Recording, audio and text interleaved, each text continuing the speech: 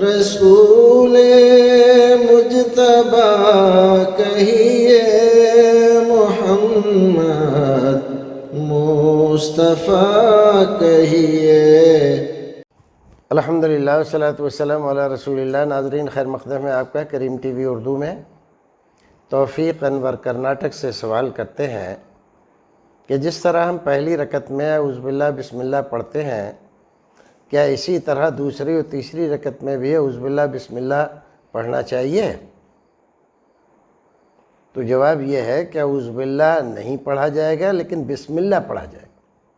فاتحہ جب آپ پڑھیں گے تو فاتحہ کا حصہ ہے بسم اللہ، اگرچہ اختلاف ہے اس میں، لیکن راجح یہی ہے کہ بسم اللہ پڑھ کر فاتحہ پڑھنی چاہیے، اور بسم اللہ بھی فاتحہ کی ایک آیت ہے۔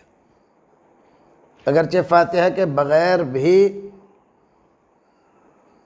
سورہ فاتحہ میں 7 آیتیں لوگ گنتے ہیں علیہم پر وقف کر کے، تو ہمیں چاہیے کہ ہم بسم اللہ پڑھ کر ہی فاتحہ پڑھیں، دوسری، تیسری، چوتھی، ہر رکعت میں جب بھی ہمیں فاتحہ پڑھنی ہے تو ہم بسم اللہ کے ساتھ پڑھیں، اعوذ باللہ نہیں پڑھنی ہے۔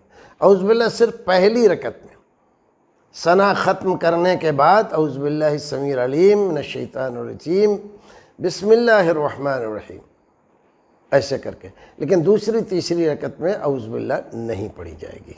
السلام علیکم ورحمۃ اللہ وبرکاتہ۔